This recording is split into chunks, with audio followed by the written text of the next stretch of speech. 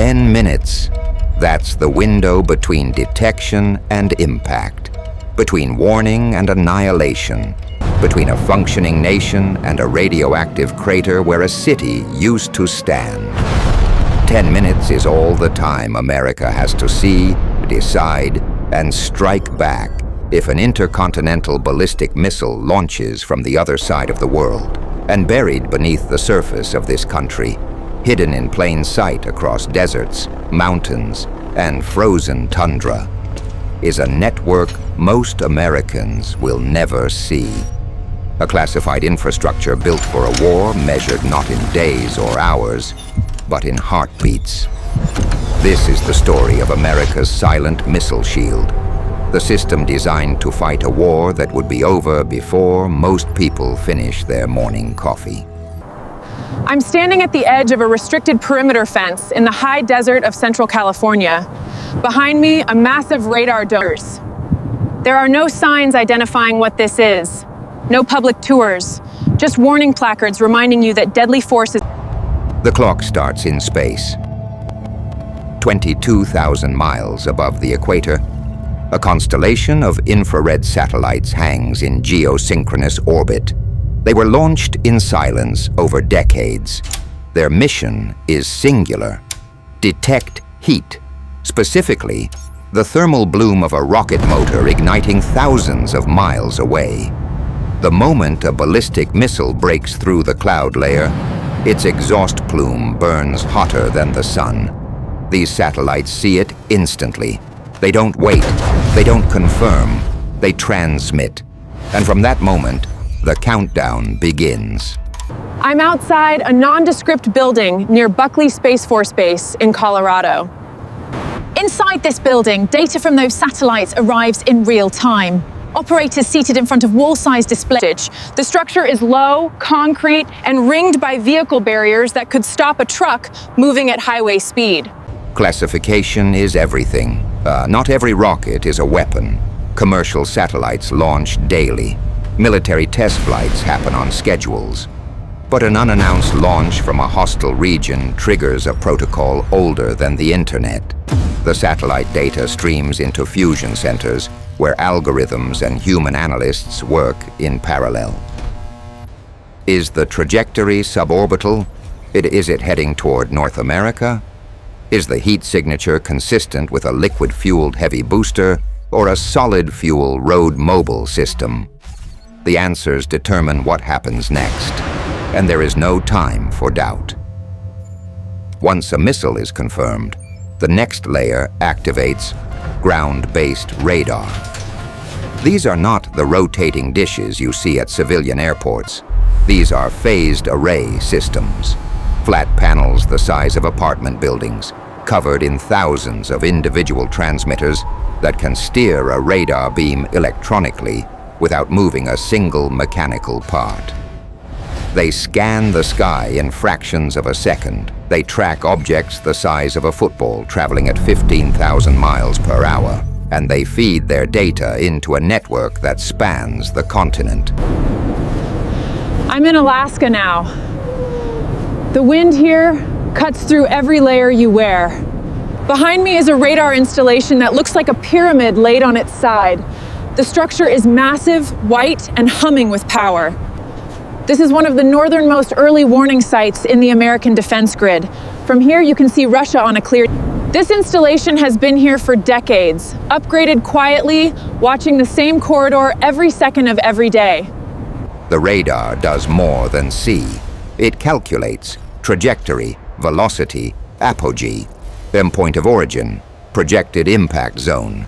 It distinguishes between a warhead and a decoy, between debris and a live threat. It hands off tracking data to other radars further south, and it triggers the next decision point. Because detection is meaningless without response, and response requires authority. That authority does not live in Alaska. It lives underground. Deep beneath a granite mountain in Colorado, encased in steel and concrete, is a command center built to survive a nuclear strike. The facility was carved out of solid rock during the Cold War. Its blast doors weigh tons. Its power supply is independent. Its communications are hardened against electromagnetic pulse. This is where the data converges. Satellite telemetry, radar tracks, threat assessments. And this is where human beings, I seated in front of consoles in a room that smells like recycled air and electrical heat, must make a recommendation to the only person who can authorize a counter-launch: the President of the United States. I'm standing on the surface just outside the north portal entrance to that mountain complex. You can't see the command center from here. You can't hear it. But the road leading in is blocked by gates, guards, and sensors embedded in the asphalt. The mountain itself is honeycombed with... This is the nerve center, the place where data becomes decision, where 10 minutes collapses into 5, then 3, then 1. The communications link between this mountain and the President is absolute. It does not depend on cell towers or commercial satellites. It runs through dedicated military networks, encrypted, redundant, always on. The President is never more than seconds away from the decision. Whether aboard Air Force One, in the White House Situation Room, or sleeping in the executive residence, the alert can reach them instantly. And they are presented with options: confirm the threat, authorize retaliation, or order the shield to intercept. Interception is the newest and most fragile layer of the system. For decades, America's missile defense doctrine was based on a grim principle: mutually assured destruction.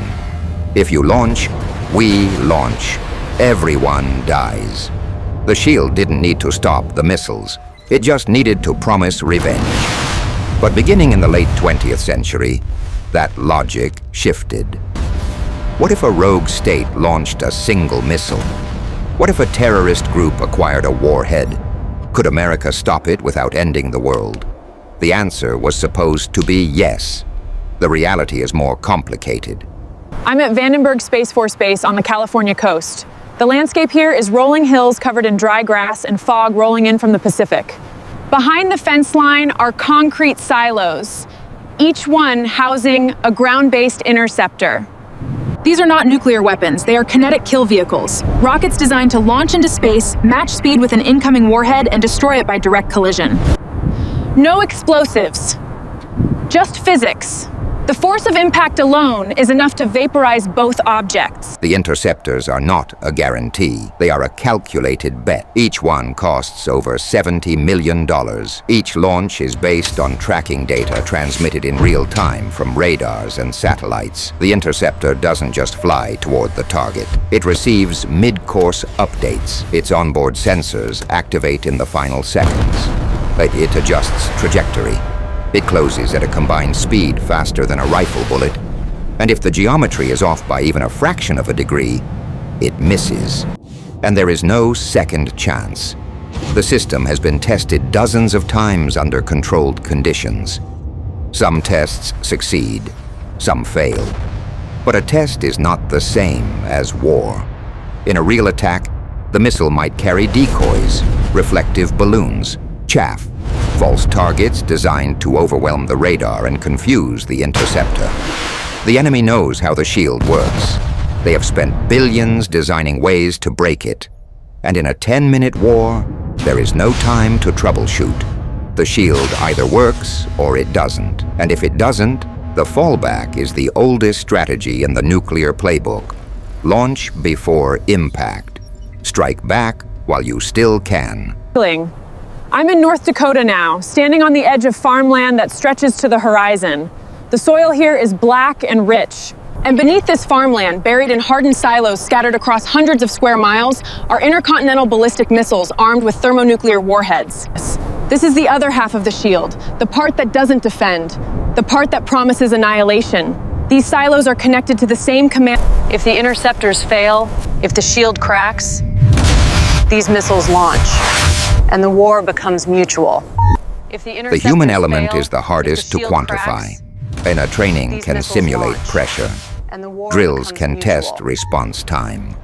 But no exercise can replicate the psychological load of knowing that your analysis, your recommendation, your button press could determine whether millions of people live or die. The personnel who operate this shield are selected carefully, psychologically screened, cleared at the highest levels, rotated regularly to prevent burnout. But they are still human. And in a 10-minute war, humanity becomes both the system's greatest strength and its most fragile component. The public narrative around missile defense is built on confidence. Speeches talk about impenetrable shields. Press releases highlight successful tests. Defense contractors produce videos showing interceptors streaking through computer-generated skies, flawlessly destroying threats that dissolve into pixels. But the classified assessments tell a more cautious story. The shield works under certain conditions, against certain threats, with certain assumptions. It is not a dome, it is not a wall, it is a probabilistic network built to improve odds in a scenario where the baseline is total devastation. And improved odds are not certainty. I'm in the desert southwest now, somewhere in Nevada. The exact location is controlled information. What I can tell you is that I'm looking at a field of antennas stretching across a dry lake bed. The air here shimmers with heat. These antennas are part of a communications relay system that links early warning data to decision makers. The signals passing through this site move faster than thought. They carry information that could end the world or save it. And the site itself is designed to keep transmitting even if everything around it is destroyed.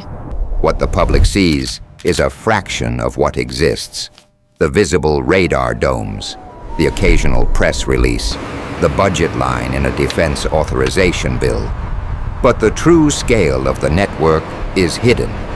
The fiber optic cables buried under highways, the satellite ground stations in the Arctic, the fusion centers operating inside buildings with no exterior signage, the personnel who live double lives, working on projects they can never discuss, the contractors who build components without knowing what system they fit into, the security classifications that remain locked for decades.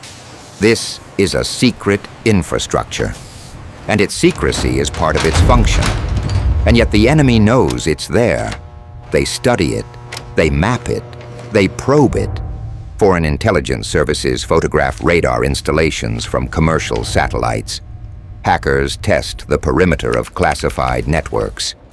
Analysts in Moscow, Beijing, and Pyongyang write assessments on the shield's capabilities and weaknesses. The secrecy is not absolute. It is simply layered. The broad strokes are known. The fine details remain protected. And in a 10-minute war, those details are the difference between interception and impact. I'm in the upper Midwest now, near the Canadian border. The temperature is below zero. The landscape is white and featureless. Behind me is a radar array built into the permafrost. The equipment here has to be heated constantly to prevent it from freezing solid. The operators rotate in shifts because the isolation is crushing.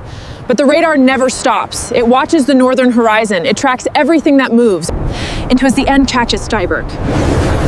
And its data feeds into the same network that connects space, sea, land, and air. The question that remains is whether this shield is enough, whether the billions spent, the technology deployed, the personnel trained, the infrastructure hidden across a continent can actually do what it promises. Stop a missile, save a city, prevent the end. The honest answer is that no one knows. The system has never been tested under real wartime conditions. The scenarios are simulations. The interceptors have hit targets in controlled environments. But chaos is not controlled, and the enemy does not follow the test plan. The shield is a hedge, a costly, complex, fragile hedge against a future that may never come, or that may arrive in 10 minutes. What this network represents is both a technological marvel and a philosophical paradox. It is the product of human ingenuity at its peak. Engineering that pushes the boundaries of physics, coordination across agencies, branches, and decades. And yet it exists because of human folly, because we built weapons capable of ending civilization. because we cannot trust each other not to use them. The shield is a monument to our brilliance and our madness, and it will remain in the shadows, watching, waiting, until the day it is needed, or until the day we finally decide we don't need it anymore. I'm back where we started, the California desert. The radar dome behind me is silent in the daylight. But inside, the systems are active. The operators are at their stations. The data is flowing. And somewhere above, satellites are watching the curve of the Earth, waiting for the flash of heat that signals the beginning of the end. This is America's silent missile shield, hidden in plain sight, built for a war that would last 10 minutes, and hoping every single day. 10 minutes, that's all the time we have. And this is the system built to use it. The question is not whether the shield is perfect. It's whether, in the worst moment in human history, it will be enough. The answer is still classified.